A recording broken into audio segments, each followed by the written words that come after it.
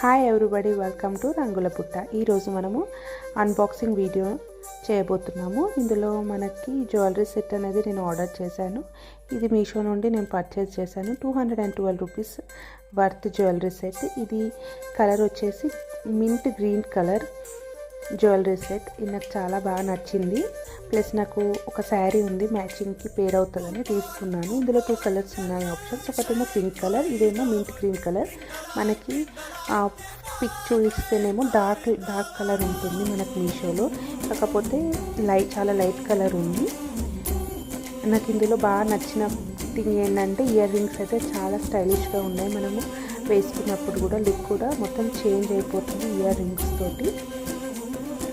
Jewellery కూడా చాలా బాగుంది, చూడండి దగ్గర నుండి చూపిస్తున్నాను.